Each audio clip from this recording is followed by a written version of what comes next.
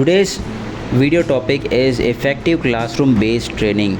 So, if you want to take a classroom based training in your organization, industry, or anywhere, you must consider some of the points. You must take note some of the points which will improve your classroom based training quality. So to improve your quality, watch this video till the end and please note down all these points which will help you to improve your classroom based training quality and effectiveness. So our first point is adding creative pics, graphs, diagrams and all these things, etc, etc. So if you are going to take a classroom training, that means you have an advantage that you can present a screen, or you can draw something on the board, or you can display something, put into display something which can explain your topic as well. So when you are explaining something, and if you are taking some visual images, pics, diagrams, graphs and all those things, then it can help your audience and participants of the training it can motivate them, and it can attract their attention, and it can keep them focused during the entire session. Second point is scope of learning. So whenever you are discussing certain topic, always first start with the scope of learning, the points we are going to cover in this session, in this training, and the points, the things that you have to note down, the things that you have to keep in to remember it, and the things you are going to learn today, the topics, the subtopics, and how it's going to help you in your real life or wherever you are going to apply this knowledge as well. So always mention the scope of learning before starting your sessions, before starting your topics. So when the participants are participating in your training, when they are there for the training, you must ensure that you have all the points highlighted, or all the subtopics, topics and points highlighted where you want your participants to focus.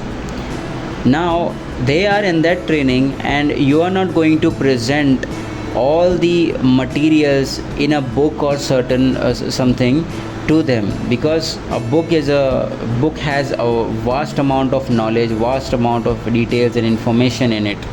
So if you are presenting your knowledge, there must be some highlighted points which will be easy to understand for your attendance, for your attendees, for your participants in the training. So always point down and highlight certain study materials, certain description of the topics, and all these things which are most important from that topic, so that they can note down all those things, and it can help them in a very easy way, in a direct way, to implement that thing in real life. Provide guidance and reference to increase their knowledge. Always provide other links, other sources of information where they can go and check out after ending the session. So if you are taking a classroom based training, so obviously there would be a certain time limit for the training. So in that time limit or time boundaries, you are going to complete that training. So there must be certain limited amount of knowledge or details that you are going to share in that classroom based training. So in order to increase, or in order to provide more guidance to your attendees, you can always provide other links, sources of knowledge, and sources from internet, where they can find more and more details about those topics. So next point is learners' active participation. If you keep on talking, if you keep on discussing about the topics and all those things, then your participations or your participants in the training will get bored or will get easily distracted, because you are not the human brain has a certain limitations. So human brain can concentrate and can focus on a certain topic, on a lecture or something, till a certain time period. After that duration, your brain is going to get distracted very easily. You are going to lose your focus and all. Then the same thing applies on your participants as well.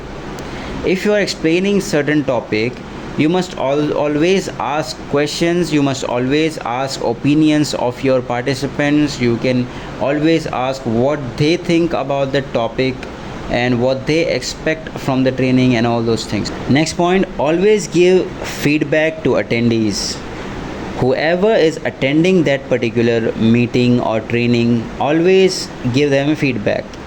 That means that whatever they have studied and whatever they have absorbed, the knowledge they have absorbed, always ask them questions and always suggest them certain things that they can get, so that they can improve in their performance, improve in their knowledge. So always give feedbacks to the attendees to improve their knowledge and to study and all those things.